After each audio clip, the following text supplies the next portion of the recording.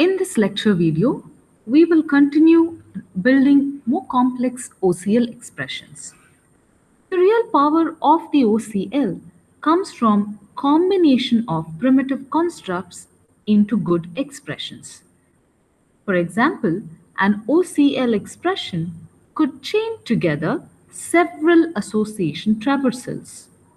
With the OCL, a traversal from an object through a single association yields a singleton, or it may yield a set. The traversal may also yield a bag if the association has the annotation bag, or it may end a sequence if the annotation on the association states sequence. In general, a traversal through multiple associations can yield a bag depending on the association end multiplicities. So you must be careful when you write OCL expressions. A set is basically a collection of elements without duplicates. A bag, on the other hand, is a collection of elements with duplicates allowed. A sequence is again a collection of elements with duplicates allowed, but in a particular order or sequence. Let's take a look at the example on the slide. So this example here illustrates how an OCL expression can yield a bag, which is a collection of elements with duplicates allowed. Suppose a company wants to send a single mailing to each of its stakeholders, starting with the object diagram. So this is the class diagram where you have a mailing address associated with multiple people, people associated with multiple companies, and so on.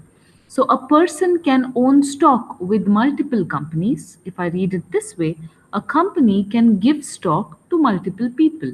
If I consider this association, a person can have multiple mailing addresses. If I consider reading from left to right, I can say a mailing address can be a place where multiple people who own stock in the same company or different companies can reside. So this is the particular object diagram where we have created objects for the address, we have created objects for the person class, and we have created a single object for the company class. So starting with this GE company, if we traverse this own stock, so these are links for the own stock association. So you can just see the corresponding links for the own stock association.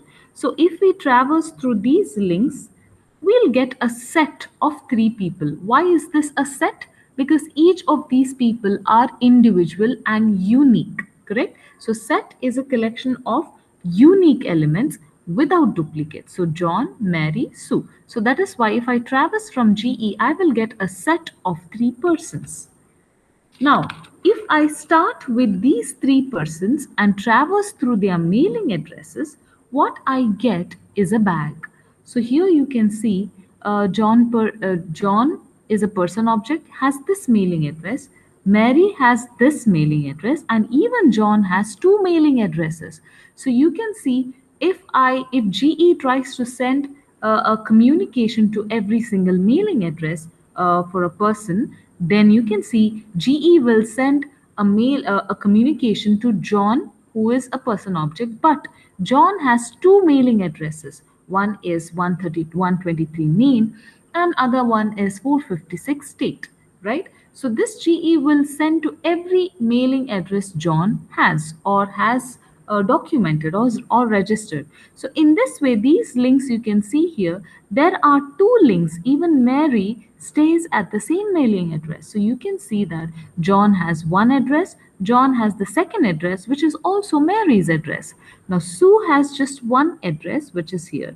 Mary again has one address, which is 456 state, and another address which is 789. Now if you look at this set of links, this is going to result in a bag because GE is going to mail 123 main once, GE is going to email 456 state twice because there are 2 person objects registered at that mailing address. GE is also going to mail 789 first once, and GE is going to mail 234 olive once. So because 456 state is repeated twice, it's a duplicate in this association traversal, and this part of the association traversal will always lead to a bag because of the links shown here. Let's now see how we can build OCL expressions for the questions we have taken up in the first lecture video on navigation of class models.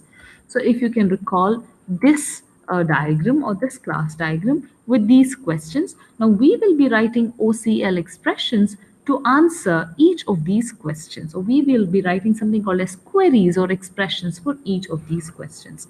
So before we continue, I would want you to pause this video and make a quick note of this class diagram in order to help you with traversals.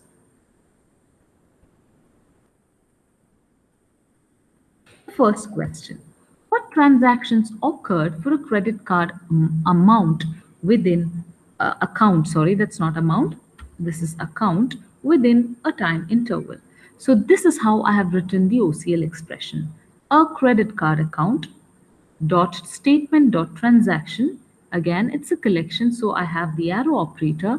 Select is an operator where I can select things or select objects. It's a filter, I should say, where I can select the objects which will fall in the set. I can filter the objects, select only those objects where the transaction date is after the start date and before the end date. Again, a start date and an end date are provided as input.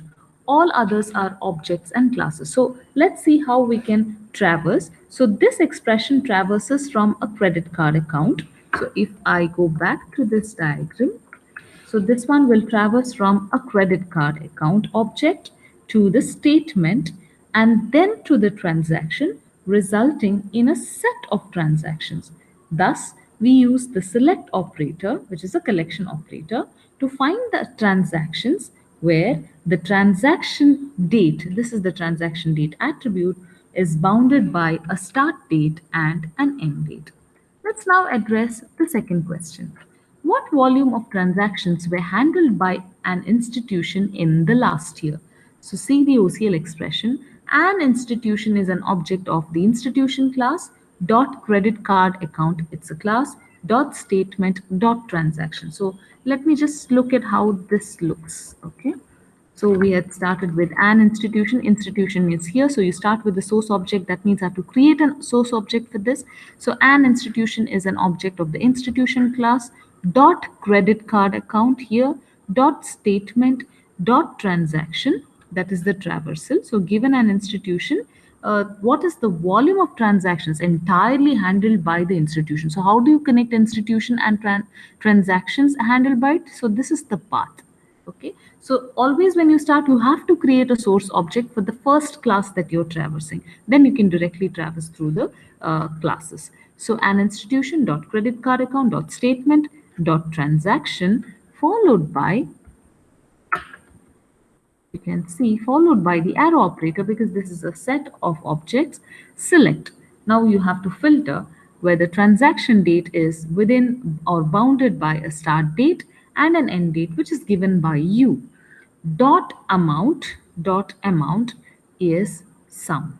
So you want the set of the entire sum of transaction that was done by a particular institution for a given year. So you can put the start date and the end date of the year, and you want the amount to be a sum of all those transactions. So here, if you go back to this diagram, you can see that the transaction has something called as amount as an attribute.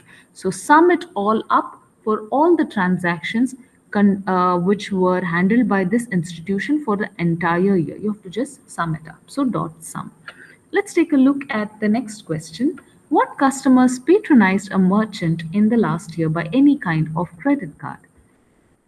So the OCL construct you have, or the expression you have to write is a merchant dot purchase, select transaction date bounded by a start date and the end date, dot statement, dot credit card, dot mailing address, dot customer as set. So here this expression traverses from a merchant object to the purchase class. The OCL select operator finds the transactions, all the transactions within the time interval bound by the start date and the end date. For these transactions, only which are bound by the start and the end date, again we traverse through the statement class, the credit card account class, and the mailing address class, finally to the customer. The association from the mailing address to the customer is definitely many to many. So traversal to customer will yield a bag. We have already seen how we can use multiplicity to understand what is the outcome size of the objects. The OCL operator as set converts this bag of customers to a set of customers. That means it will eliminate all duplicate entries in this bag. That is what as set operator does. It converts a bag where duplicates are allowed into a set by eliminating or discarding any entry that is repeated. Let's take a look at the next question. How many credit card accounts does a customer currently have? So you start with the customer, so you create an object for the customer class. So we find the mailing address, so dot mailing address objects. Then, given the set of mailing address objects, we find the credit card account objects and then call the size operator, which will return the size of this set. Now, when you traverse these OCL expressions, you're traversing, first you're creating an object only for the first class, then it's all class traversal. So based on the multiplicity on the association end, you will have to understand whether it is a set or a bag or a sequence, and then you do the appropriate conversions based on what kind of a result you desire. The last question: what is the total maximum credit for a customer for all accounts? A customer dot mailing address dot credit card dot maximum credit and sum. So this expression traverses from again a customer object to the mailing address class, then to the credit card account, yielding again a set of credit card account objects. This is because the multiplicity are involved. You can always go look back at that class diagram. For each credit card account now, we have to find the maximum credit. So this is an attribute, maximum credit, and compute the total of all this using the OCL operator sum. So these are a few examples of how you can use simple OCL constructs to build complex OCL expressions in order to derive the result of your choice to answer various questions that you can pose against a class model.